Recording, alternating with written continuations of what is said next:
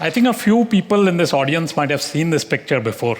I thought that the primary reason this picture appears so magnetic to me is because it represents really what we're trying to do and why we are trying to do what we're doing. Okay? I see this picture as representing the next billion people who are going to move up and who want a seat at the high table and who want to, live like a bunch of us have been living for a long time.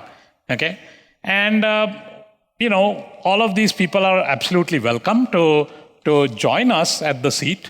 But how are we going to do this? How is it when a billion more vehicles are on the road? How is it going to be if a billion more vehicles are going to be running on petroleum products? Okay? Is that something that we're going to be able to live with? So this is why we're doing what we're doing, which is that we're working on making electric mobility available, accessible, and affordable for the masses. Okay? The world saw Tesla 5 to 10 years ago, and now we have BMWs and Nissans and so on. But these billion people are the ones who are going to be bringing vehicles. They'll be using vehicles. Maybe they'll buy them. Maybe they'll use them in a shared fashion. But they're going to be using them. And how are we going to do this? Okay. Today's vehicles that use batteries have a lot of issues. Okay? If you really want to make a very, very sort of tier 1 type vehicle with a very good battery, the battery can cost more than half the price of the vehicle. Okay, and if you don't spend that much money on the battery, the less and less you spend, you start seeing a lot of different problems. You start seeing problems of range. You start seeing problems of cycle life, how long it lasts. You start seeing problems of how much time it takes to charge the battery, and so on. So I've tried to list maybe 10 different issues here. We have been working in the guts and gore of technology to try and identify a few key reasons why batteries are what they are and to see if we can make a difference. Okay? So I like to think of batteries as, or electric vehicles as having a heart and a brain. Okay? The heart of the electric vehicle is the stack of cells that store the energy, and the brain is called the battery management system. That's all the intelligence which manages the battery and makes the electric vehicle behave better or worse. We're doing a lot of work in this battery management system, trying to make it better, trying to make the vehicles better. What is it? What is this rocket science that we're trying to do? And a lot of people ask me, how is this any different? There are battery management systems, dime a dozen. You can go to Alibaba and buy a battery management system for like $15 a kilowatt hour or something. So why am I doing what I'm doing?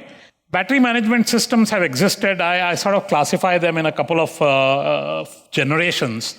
The first generation is a very simple system that just monitors the battery, and it takes care of raising flags and warning you about safety, or getting too hot or using too much current or too less voltage and so on. Those are typically the kind of battery management systems that you'll get on e-commerce sites for fairly small price, and those are the ones that you might actually see in a lot of very low-end vehicles that you see being made in India, because they perforce, because of market's ability to spend money, they have to be at a very low price point. The next generation of BMSs are those that manage mismatch in batteries. Okay, one of the key performance drivers in a battery is how mismatch between cells in a battery is handled. And there are some techniques called passive and active balancing which are used, and they're sort of adequate, they're sort of inadequate. If you do passive balancing, your charging time actually starts going up as the battery grows older, and you don't necessarily gain as much in range.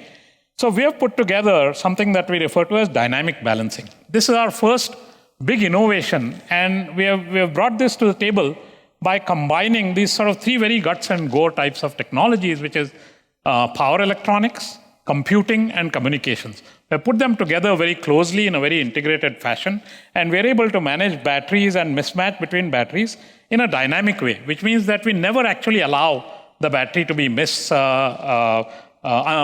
unbalanced, and therefore we don't have to do either passive or active balancing, and it improves the performance of batteries in many dimensions. Okay?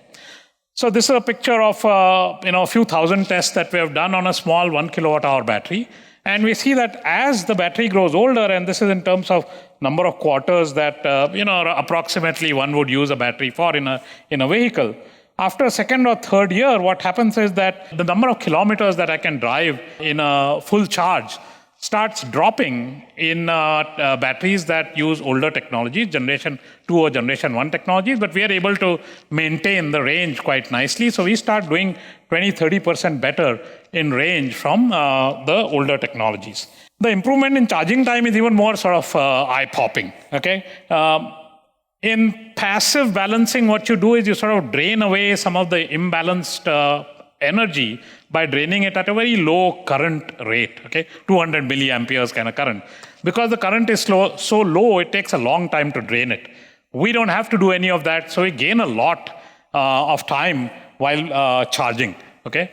So some of these advantages, when you put together, and you start seeing, hey, some of the challenges that are hurting electric vehicles today actually may go away. For example, if you can do better range and better charging time, you'll spend less energy, you'll spend less time at the station, you will have to, the people operating the charging networks will have to spend less capital to actually build the charging networks, and so on, okay?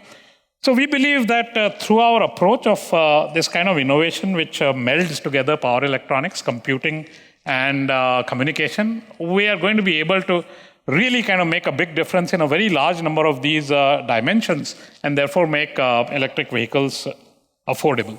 Okay, that's us. We have started doing field pilots over the last 2 months, driving 2- and 3-wheeler vehicles using our batteries and our BMSs. And some of the results that you saw in those graphs came from these tests. We are looking to start commercial pilots in the January, February, March quarter. Okay, and we expect to see very fascinating results in those also. Thank you.